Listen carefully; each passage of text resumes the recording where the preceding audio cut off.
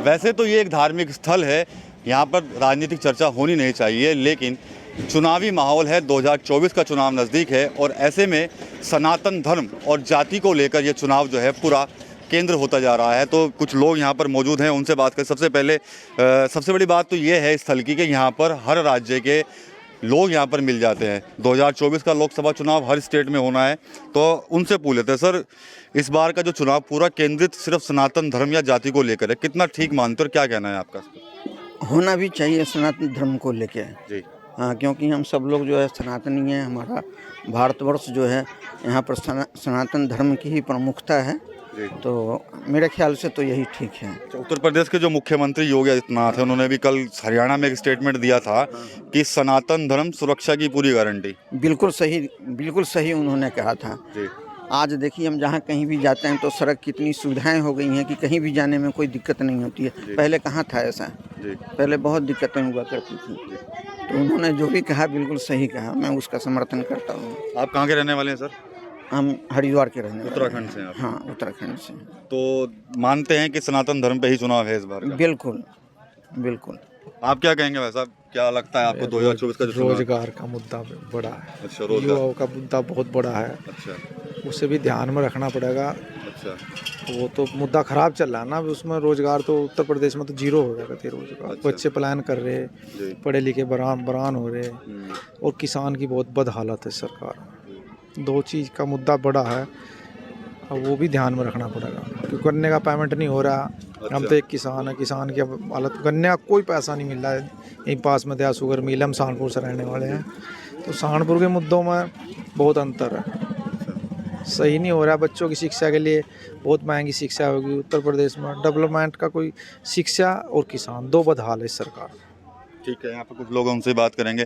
आप क्या कहते हैं कि जो चुनाव है पूरा सनातन और जाति पर ही केंद्रित होता जा रहा है? ये ऐसा होना नहीं चाहिए। चुनाव जाति पे नहीं होना चाहिए, नहीं होने ना धर्म पे होना चाहिए। चुनाव विकास पे, अच्छे कामों के लिए वोट मांगनी चाहिए भाई, उससे ही तो देश तरक्की करेगा। जाति धर्म में तो बट के कभी तरक्की नहीं कर पाएगा। सब धर्म बराबर हैं, सबको सम्मान मिलना चाहिए।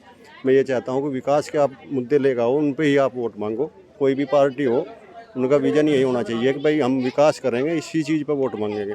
ये आखिरी में पहले तो विकास पे चलता है, और जब पूरा 5 साल हो जाता है तो जाति धर्म पे आगे चुनाव आ जाता है। और हमारे यहाँ पे वोटें ही जाति धर्म पे पड़ती है जी, उस पे ही आ जाते हैं। पहले तो विकास की बातें करेंगे सब लोग, भाई विकास पे मांगेंगे, लेकिन आखिरी टाइम पे जब चुनाव रह जाएंगे 2 महीने, फिर वहीं पर ही आके हो जाएगा ख़त्म, भाई चुनाव जाति धर्म पर ही आगे लड़ेगा। ये होना नहीं चाहिए ऐसे। आप कहाँ मुजफ्फरनगर के रहने वाले? मैं मुजफ्फरनगर के पास गांव है साउटू, वहाँ का रहने वाला हूँ। अच्छा। चौधरी महेंद्र सिंह टिकैत के पास ही हमारा गांव है। तो तभी आप किसानों का ज़्यादा वो कर रहे हैं? किसानों को होना नहीं चाहिए। किसानों के लिए तो ऐसी बातें इन्होंने करी है। प्रधानमंत्री ने हमें 6 साल पहले कहा था कि हमें 450 का भाव दिवाओगे, मेरठ की रैली में भी, सहारनपुर की रैली में भी, लेकिन हमें आज 350 का भाव भी नहीं मिल रहा। तो ऐसा होना नहीं चाहिए। प्रधानमंत्री की सच्चाई होनी चाहिए।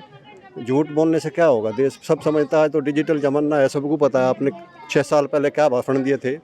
ऐसा नहीं होना चाहिए। प्रधानमंत्री एक देश की शान है, उसकी अपनी जुबान की कीमत होनी चाहिए। हम तो ये मानते हैं, हमने उनकी वोट दी है, आगे भी वोट दे सकते हैं, लेकिन प्रधानमंत्री एक बहुत जिम्मेदार पद होता है, उसे कभी भी रैलियों में वगैरह में झूठ नहीं बोलना चाहिए। ठीक है सर, आपका पता लगा आप राजस्थान से है, चुनाव भी है वहाँ पर, लेकिन मैं ये पूछ रहा हूँ कि 24 का चुनाव तो पूरे तरह से सनातन और जाति को लेकर केंद्रित, तो क्या कहेंगे आप इस पर? बिल्कुल सनातन पे केंद्रित है चुनाव, और सनातन पे ही होना चाहिए चुनाव।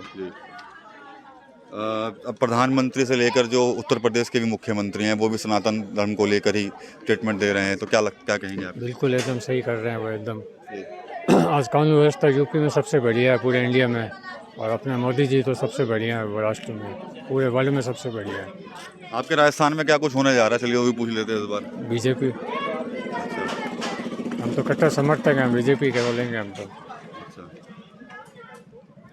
आप क्या कहेंगे जो चुनाव है 2024 का वो पूरी तरह से सनातन पर ही केंद्रित है? तो देखो, लेकिन थोड़ी सी चुनौती रही है कि सरकार ने जो मांग है वो पूरी नहीं करी। बोला था कुछ, हो कुछ रहा है। किसानों के हक में सरकार ने बहुत ज़्यादा जुल्म ढाया है। बोला था कि 12 के जो खेत के हैं बिजली के बिल माफ़ कर देंगे, वो माफ़ भी नहीं हुए। लेकिन अब की बार हमें ऐसा लगता है कि किसान कहीं ना कहीं सरकार को झटका दे सकता है। उससे पहले जो किसानों की मांगे हैं पूरी हो जाए तो वो बढ़िया रहेगा, अच्छा रहेगा, बेहतर। वरना 2024 में आने वाली सरकार को झटका मिल सकता है बीजेपी को। ठीक है, आप क्या कहेंगे? जी मैं ये कहूँगा कि देखिए सरकार बहुत अच्छे काम कर रही है और मैं भी एक किसान का ही लड़का हूँ और किसानों के हक में भी सरकार काम कर रही है, लेकिन देश की व्यवस्था को सुधारने के लिए थोड़ा समय तो लगता ही है। पिछले 70 सालों से जो देश के हालात थे उनको एकदम तो नहीं सही किया जा सकता, लेकिन सरकार रोज़ बेहतर कदम उठा रही है। किसानों के लिए भी, रोजगार के विषय में भी, और सभी को एक समान इस सरकार में रखा जा रहा है। कानून व्यवस्था का बहुत अच्छे तरीके से ध्यान रख रहे हैं। हमारे उत्तर प्रदेश में कानून व्यवस्था बहुत सही है। अभी क्राइम बिल्कुल जीरो हो गया है, वरना इधर दोपहर में भी और रात को भी बहुत लूटपाट के केस होते रहते थे। तो इसलिए सभी माफिया पर शिकंजा कसा जा रहा है और लोग बेफिक्र होकर सड़कों पर घूम सकते हैं। सभी लोग सुरक्षित हैं। सरकार बहुत अच्छे काम कर रही है। सनातन को लेकर क्या राय है आपकी? सनातन धर्म को एकजुट करने की इस समय मुहिम भी चला रहे हैं कुछ लोग। देखिए, अगर सनातन को एकजुट करने की कुछ लोग मुहिम चला रहे हैं तो वो तो एक बहुत अच्छी बात है, लेकिन सनातन धर्म को लेकर चुनाव नहीं होना चाहिए।